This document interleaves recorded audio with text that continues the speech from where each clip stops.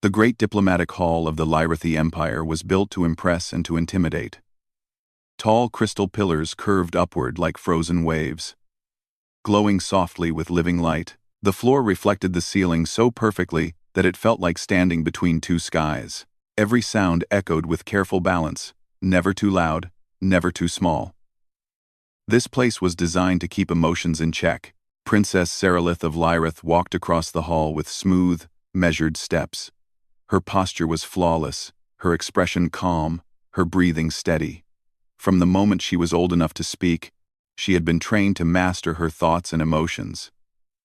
Among her people, emotional control was not just a skill, it was a sign of strength and intelligence. Today, that control would be tested. The humans had arrived. Seralith had studied them for many cycles.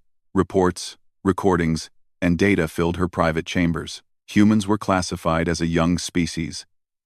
Physically weaker than many, emotionally volatile, and dangerously unpredictable. They fought fiercely, argued loudly, and formed strong attachments that often led them into trouble.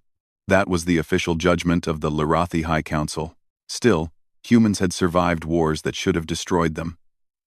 They had stood their ground against enemies far older and more advanced. That contradiction bothered Seralith, though she never let it show. She reached her place near the central platform, standing beside advisors and guards. Her attendants adjusted the flowing fabric of her ceremonial armor, its surface shifting colors with her pulse. Outwardly, she looked as composed as ever. Inside, she felt alert. A chime echoed through the hall. "The human delegation has entered," announced the herald. The massive doors opened with a slow, controlled sound. Several humans stepped inside. They wore dark uniforms, simple in design, with no unnecessary decoration. Their movements were cautious, but confident. Seralith's gaze passed over diplomats and aides without interest. Then she saw him. The human soldier walked slightly behind the diplomats, positioned more as protection than as a representative. He was tall compared to his kind, broad in the shoulders, and moved with deliberate calm. His face was unreadable, neither tense nor relaxed. His eyes scanned the room slowly, taking in exits, distances, and details most others ignored. He did not stare at the princess. That alone surprised her. Most visitors, alien or otherwise, could not help reacting when meeting her presence. Awe, fear, curiosity, desire. This human showed none of it. When his eyes briefly met hers, he nodded once, respectfully, and then looked away. Something in Seralith's thoughts faltered. She quickly corrected herself. A moment of distraction meant nothing. She adjusted her breathing. Returning to perfect rhythm, the delegation took their places. Introductions were made. Translators confirmed understanding, and formal greetings were exchanged. The human diplomats spoke politely, choosing their words carefully. They showed respect without submission, confidence without arrogance. Seralith listened, responded, and fulfilled her role with precision. Yet her awareness kept drifting back to the soldier. He stood still, hands relaxed at his sides, weight balanced evenly. He did not shift unnecessarily. When someone moved closer to the princess, his attention sharpened not aggressively, but attentively. Protective, not threatening. That was unexpected. Among the Lyrathi, guards were trained to show visible readiness, a display meant to discourage danger. This human's readiness was quieter, almost invisible. As the talks continued, a minor disturbance rippled through the hall. One of the crystal pillars flickered, its light dimming for a fraction of a second. It was nothing serious, barely noticeable. The human soldier noticed instantly. Seralith saw his posture change by the smallest degree. His focus narrowed. His breathing adjusted. He said nothing, made no move, but he was ready. The princess felt a strange sensation in her chest. Not fear, not excitement, recognition. The meeting concluded without incident. Formal bows were exchanged, and the human delegation prepared to leave. As they turned, the soldier paused. He faced the princess again. placing a closed fist over his chest in a simple gesture of respect. "Thank you for receiving us," he said through the translator. His voice was calm, steady, and sincere. Sarilith inclined her head in return. "Your presence is acknowledged." He nodded once more and followed his people out. Only when the doors closed did the princess realize something was wrong. Her pulse was elevated. That should not have been possible. Later, in her private chambers, Sarilith stood before the wide viewport overlooking the capital city. Ships drifted through the sky like silent thoughts.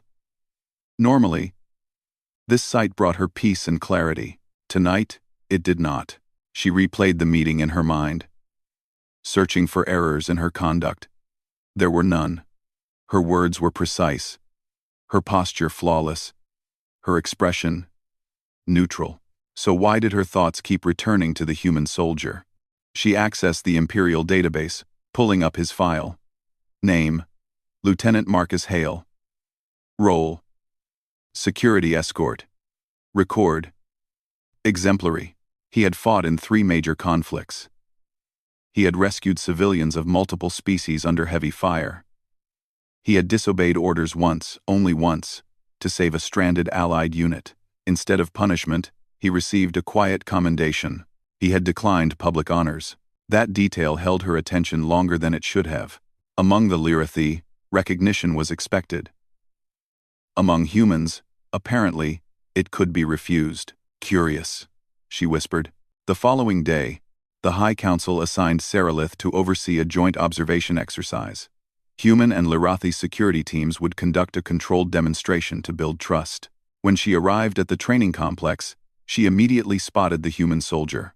Lieutenant Hale stood with his unit, listening as their commander spoke. He did not interrupt. He did not show impatience. When instructions ended, he asked a single question, short, clear, practical. Sarilith watched from the observation platform. She told herself she was evaluating strategy and coordination. That was mostly true. The exercise began smoothly. Teams moved through simulated corridors, responding to staged threats. The Lyrathi guards were fast and precise, relying on advanced equipment and coordinated signals. Then a system error occurred. One of the training barriers malfunctioned, collapsing earlier than planned.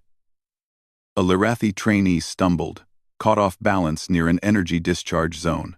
Before any instructor could react, the human soldier moved. He crossed the distance in seconds, grabbing the trainee and pulling them clear just as the energy field flared. He shielded the alien with his own body, turning his back toward the danger. The discharge struck his armor, throwing him forward. The room went silent. Medical teams rushed in, but the human was already pushing himself up. He waved them away, checking first on the Lyrathi trainee. "You're safe," he said simply. The trainee stared at him in shock. From the platform, Sarilith felt her composure fracture. Her breath caught. Humans were weaker.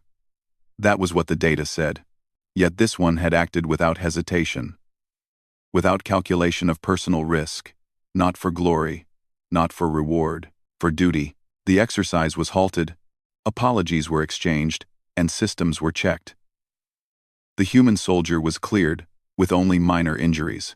Sarilith requested a private audience under the pretense of formal thanks. When he entered her chamber, he stopped at a respectful distance and bowed his head slightly.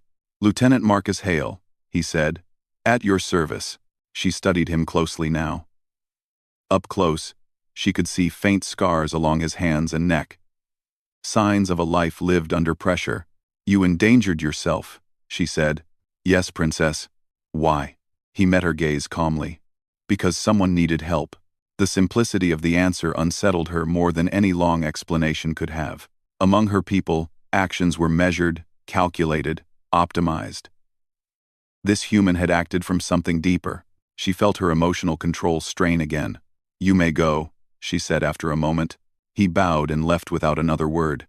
When she was alone again, Sarilith placed a hand over her chest. Her heart beat fast, but not wildly. Strong. Steady. For the first time in her life, she realized something unsettling. Her control was not slipping because of weakness. It was slipping because she was witnessing a different kind of strength. and she did not yet understand it. End of Part 1. The days following the training incident did not return to normal for Princess Sarilith. No matter how carefully she tried to guide them back into order, from the outside, nothing had changed. She still attended council sessions with perfect posture. She still spoke with calm authority. She still reviewed diplomatic reports with sharp focus. Any observer would have said the alien princess was as composed as ever. Inside, however, her thoughts were no longer still. Again and again, her mind returned to the moment in the training chamber, the sudden movement, the human soldier's body turning without hesitation, the way he placed himself between danger and another being as if it were the most natural thing in existence. Among the Lirathi, protection was calculated. Risk was weighed. Lives were measured by probability and outcome. What Lieutenant Marcus Hale had done followed none of those rules. That contradiction unsettled her. During a high council meeting, one of the elders spoke at length about alliance protocols and shared defense responsibilities. Sarilith listened, but her focus slipped when the discussion turned to human security forces. They rely too heavily on instinct, one counselor said calmly. It is inefficient. Sarilith felt her fingers tighten slightly against the armrest of her seat. Instinct does not always mean chaos, she replied, her voice smooth. It can also mean rapid judgment under pressure.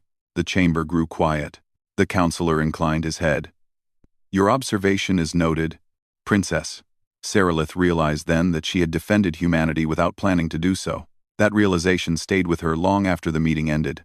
Later that cycle, Sarilith requested access to additional human records, officially for Alliance evaluation. Unofficially, she searched for understanding. She reviewed battle footage from human conflicts. Their tactics were not perfect. Their technology was often inferior to that of older species. Yet they adapted quickly. When plans failed, they changed them. When equipment broke, they kept fighting. Again and again. One pattern appeared. Humans refused to abandon each other. They pulled wounded allies from fire. They held positions far longer than logic suggested. They returned for those left behind, even when retreat would have been safer. Sarilith paused the footage, her expression unreadable. These behaviors should lead to extinction, she murmured, yet humanity endured. The following day, joint patrol drills were scheduled near the outer embassy district. Sarilith chose to observe in person, giving no explanation for her presence.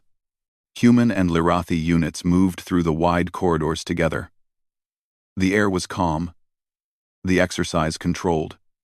Still, Sarilith's attention was drawn, again and again, to one figure, Lieutenant Hale. He walked at the edge of the formation, positioning himself where threats were most likely to appear. He spoke little, using short hand signals instead of words. When he did speak, it was to clarify, not command. At one point, a Lirathi guard hesitated near an unfamiliar human device. Hale noticed immediately. It's safe, he said quietly. Training sensor only. The guard relaxed, nodding in thanks. Sarilith observed the exchange carefully. Hale did not correct the guard harshly. He did not assert superiority. He simply shared information. Trust, she realized, was built into his behavior. Halfway through the patrol, a real alert triggered. Not part of the exercise. A maintenance drone malfunctioned, crashing into a power conduit above the corridor. Lights flickered. A low hum filled the air as emergency shields began to rise. For a brief moment, confusion spread. Then the humans moved. They formed a protective line without being told, guiding civilians away from the unstable section. Hale directed traffic with clear gestures, his voice calm even as systems sparked overhead. Sarilith stood at a distance, protected by guards, but she watched closely. One of the shields failed. A section of the ceiling cracked, debris falling fast. Hale reacted instantly, pushing 2 civilians aside and pulling a Lirathi technician out of the collapse zone. The debris struck the floor hard, missing them by a narrow margin. Alarms blared. When security finally secured the area, silence followed. Sarilith felt something shift inside her again, not panic, not fear. Respect. Later, she summoned Hale for a formal debrief. This time, there was no pretense of ceremony. "You reacted before receiving orders," she said. "Yes, Princess. Why?" He considered the question for a moment. "Because waiting would have cost time. And time is valuable?" "Yes." "To whom?" she asked. "To anyone in danger." The answer was simple. Honest.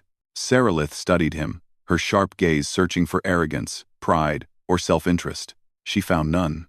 "You place others before yourself," she said. He shrugged slightly. "That's the job. That is not how all species define duty." "I know," he replied calmly. Something about his acceptance, not defensive, not proud, made her chest feel tight. "You may be dismissed," she said. He bowed his head respectfully and left.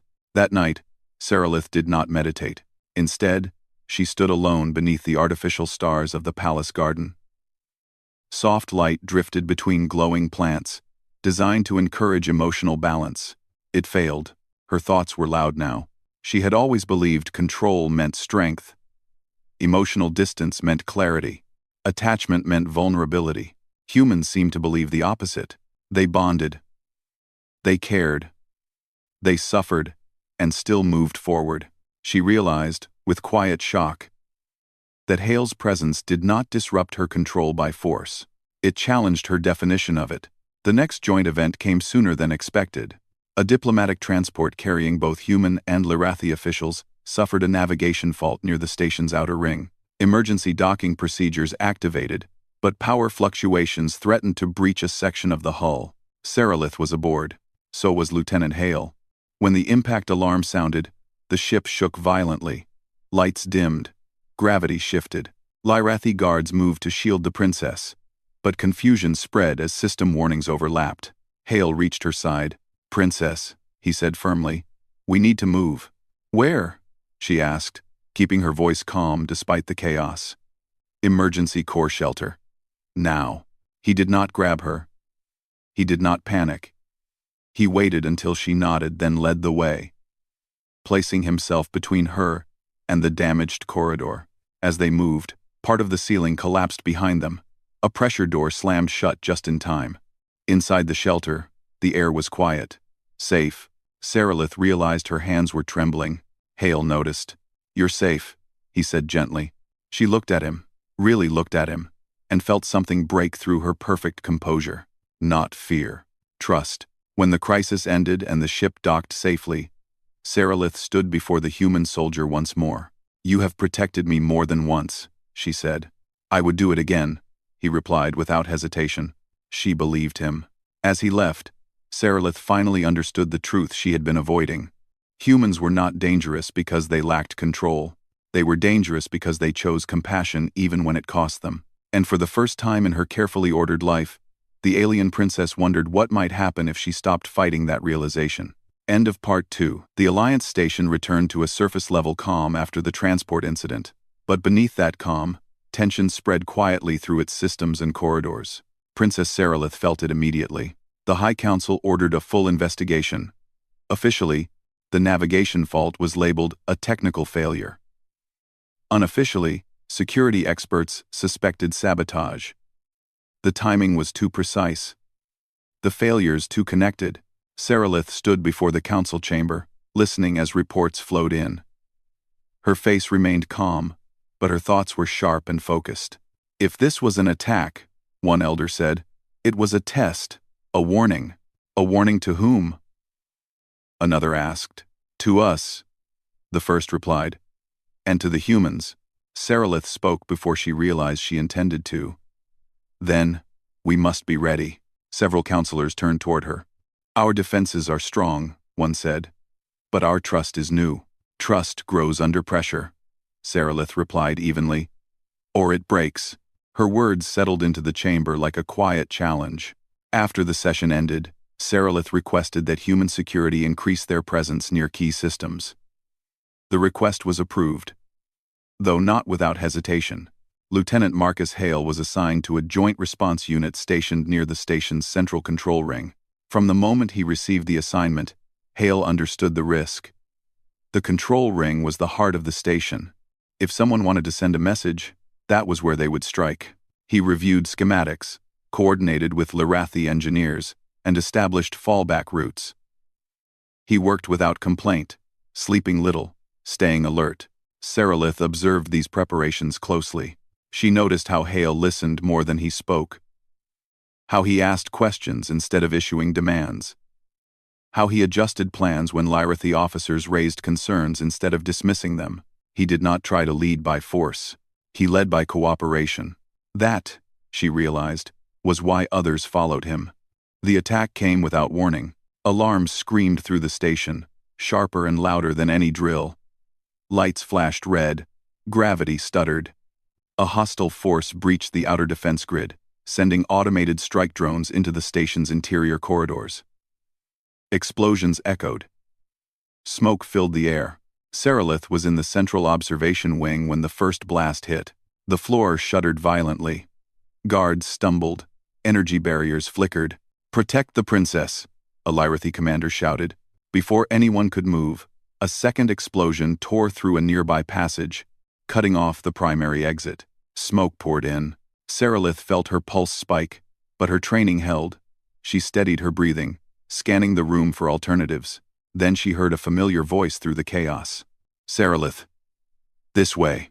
Lieutenant Hale burst through the smoke, armor scorched but intact. He moved directly to her side, placing himself between her and the open corridor. "There's a maintenance route," he said quickly. "It's narrow, but it leads to the emergency core." The guards hesitated. "It's not secured." "It doesn't need to be," Hale replied. "It just needs to get her out." Seralith met his gaze. In that moment, she did not see a human or a soldier. She saw certainty. She nodded. "Lead." They moved fast. The maintenance corridors were tight, filled with pipes and humming conduits. Explosions echoed behind them, shaking the walls. Debris rained down, forcing them to dodge and climb. At one point, a blast threw Hale forward, slamming him into the wall. He grunted but pushed himself up instantly. "You're injured," Seralith said. "I'm functional," he replied, already moving again. They reached a junction when a drone dropped from above, weapons charging. Before Seralith's guards could react, Hale stepped forward, firing controlled shots. The drone exploded mid-air, sending fragments flying. One piece struck Hale's shoulder hard. He staggered but did not fall. Seralith felt something inside her break free of discipline. She grabbed his arm. "You are bleeding." He looked down briefly. Later. "No," she said firmly. He met her eyes, surprised by her tone. "You matter," she said. For a fraction of a second, something changed in his expression. Then he nodded. "All right. 30 seconds. They pressed on. As they neared the emergency core, the station shook again. A massive breach warning flashed across the walls. If the core was destroyed, the station would fall apart. They arrived just as another unit reported enemy forces advancing from the opposite side. Hale checked his weapon, then turned to the guards. "I'll hold them." "That is not acceptable," Seralith said immediately. He shook his head. "It's necessary. You will not sacrifice yourself," she said, her voice no longer calm, no longer distant. "I'm not," he replied. "I'm buying time." Before she could respond, he stepped into the corridor, sealing the door behind him. Seralith rushed forward, striking the barrier with her hand. "Hale!" The door held firm. On the other side, the human soldier stood alone. Drones surged toward him, firing relentlessly. Hale took cover, returning fire with precision and restraint. He moved only when necessary, conserving energy, protecting the position. Each impact shook the barrier. Inside the core, engineers worked frantically to stabilize systems. Guards formed a defensive ring. Seralith stood frozen, watching the door. For the first time in her life, her emotional control collapsed completely. Fear surged not for herself, but for him. Minutes felt like hours. Finally, the alarms shifted tone. Defense grid restored. Hostile forces neutralized. The barrier slid open slowly. Hale stepped inside. His armor was damaged. His movements were slower, but he was standing. Seralith crossed the distance before protocol could stop her. She placed her hands on his chest, steadying him. "You should not have done that," she said, her voice trembling. He smiled faintly. "Someone had to." She looked up at him, eyes bright with emotion she no longer tried to hide. "That someone did not have to be you," she said. He met her gaze gently. It did. In that moment, the princess understood something deeper than any data or report had ever taught her. Human strength was not about power or dominance. It was about choice. The choice to stand when retreat was easier. The choice to protect when safety was possible. The choice to care, even when it hurt. As medical teams moved in, Sarilith stayed close, refusing to leave his side. The station was saved. The alliance held. But inside the alien princess, something far greater had changed. She no longer fought to stay collected. She chose not to. End of part 3.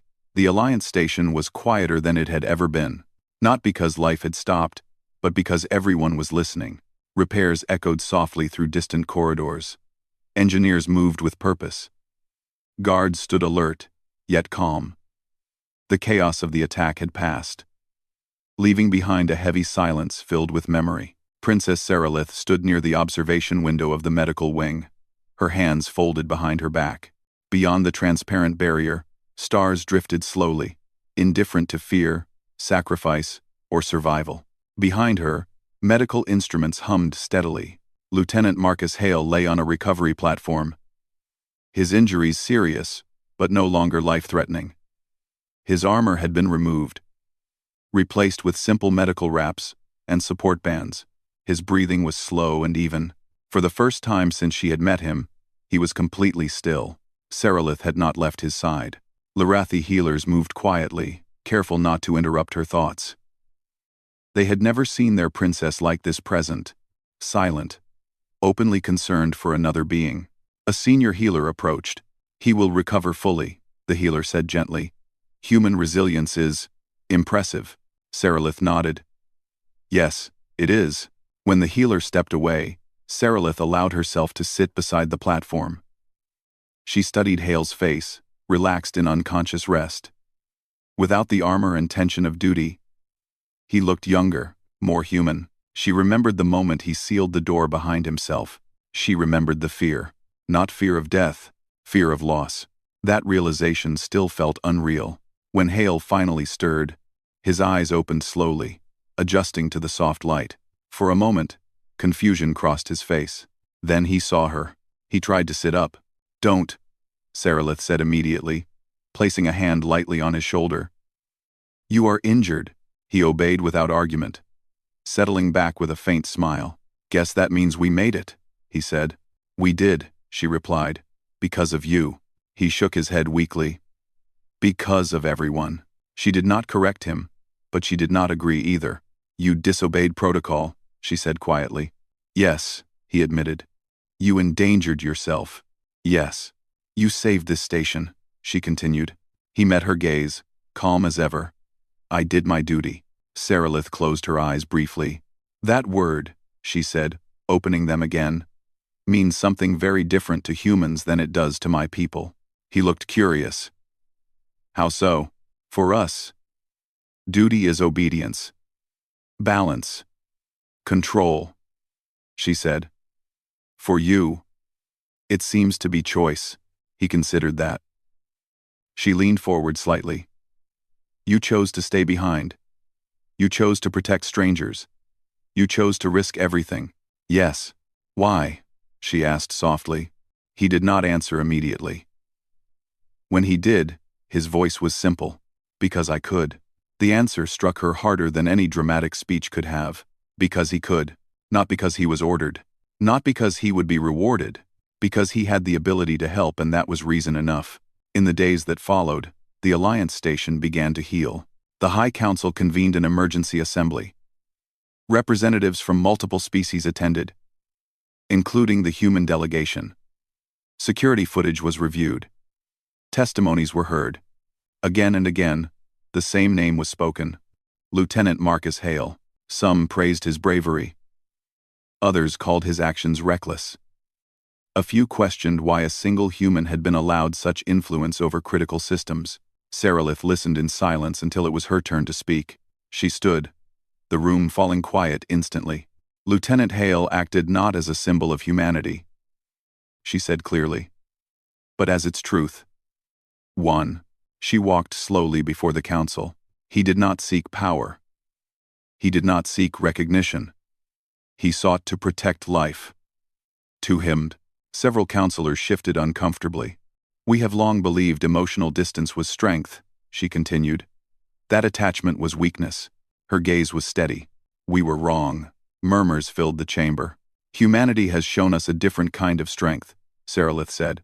"One built on loyalty, compassion, and the courage to choose others over self." She turned toward the human delegation. "This alliance survives because of that strength." The vote that followed was nearly unanimous. The alliance was not only preserved, it was deepened. Human security forces were granted equal standing. Joint command structures were approved. Trust, once cautious, was now earned. Later that cycle, Sarilith requested a private meeting with Hale. Not as a princess, not as a political figure, as herself. They met in the palace garden, beneath glowing trees and drifting lights. Hale walked carefully, still recovering, but refused assistance. "You should be resting," she said. "I am," he replied, gesturing around. "This counts." She allowed a small smile. They stood in silence for a while, watching the lights move like slow fireflies. "I once believed control was the highest form of strength," Sarilith said at last. "And now?" Hale asked. "Now I believe strength is knowing when to let yourself care." He nodded. "That sounds about right." She turned to face him fully. "You changed me," she said. He looked surprised. "I didn't mean to." "I know," she replied. "That is why it matters." She took a slow breath. "My people will remember this event as a victory," she continued. "As a saved station. A preserved alliance." "And you?" he asked gently. She met his eyes. "I will remember the moment I stopped fighting my own emotions," she said, "and chose to trust them." He did not speak. He did not need to. In the distance, the Alliance station glowed brightly, stronger than before. Human ships and alien vessels moved side by side, no longer strangers. Princess Sarilith stood taller than she ever had, not because she was holding herself together, but because she no longer needed to. Humanity had not conquered her people with force. It had done something far more powerful. It had shown them what it meant to stand for one another. And the alien princess, once defined by perfect control, had finally learned the quiet strength of being human.